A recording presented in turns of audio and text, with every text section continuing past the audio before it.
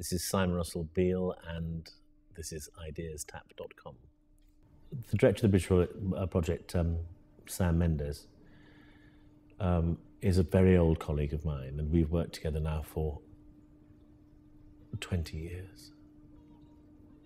Horrifyingly, 20 years we've worked together. So in a way, it was like coming home for me. I acted a lot at school and a little bit at university. I went to university. And actually the decision to become a professional actor was actually quite late. And I sort of toyed with other ideas. I trained as a singer, an opera singer. But I was terrible. And that wasn't the only reason I decided to change to acting. I decided that that's what I really wanted to do, was to act.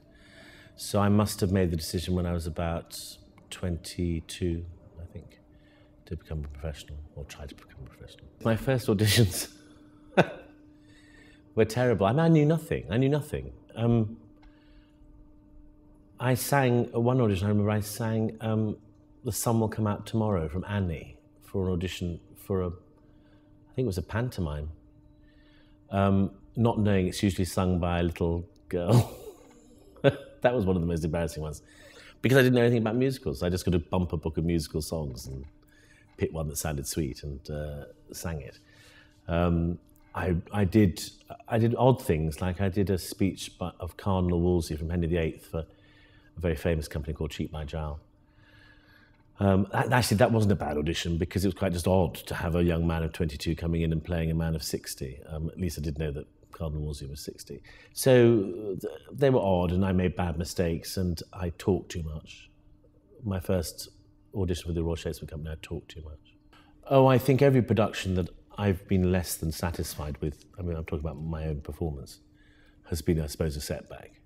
And they're always, even if you don't know it, they're always learning experiences. But I've done some pretty dreadful performances, and you have to sort of, I mean, you learn specific things, but that's not so important as learning to go, okay. It's like when you make a mistake on stage, you have to wipe it from your brain and get on with the rest of the performance and not worry about that mistake. I have done some terrible performances. So, you know, you just have to try and forget that ever happened, but also accept the fact that you've learned a few things about yourself. So. A lot of the scripts I get are stage plays, and they're often written by dead playwrights. And of course, I've done a lot of Shakespeare, and so the process for that is actually quite plodding. I mean, I have to go through the script with a fine-tooth comb. I have a huge thing with very complicated verse, that I think it's my job to see if I can make it comprehensible at first hearing. That seems to be my basic job. So a lot of the earlier work is about that. It's actually getting the series of thoughts absolutely clear. And that's actually easier said than done. It's more complicated when you dig into these plays about what precisely that person is thinking. The emotional life comes later. You know, that is something that builds in rehearsal and with reaction to other people. But the process that you do by yourself is about working out the sequence of thoughts, really.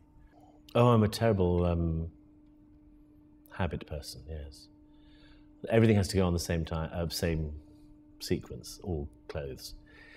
And I have to put my makeup on at a particular time, if that's why I have to go in about a minute, because if I don't start the process, even down to having a drink, or I've got a little keyboard in my dressing room, even down to when I play a couple of bars of music, it's very sad. But yes, left shoe on first, right? Dressers have it in their notes.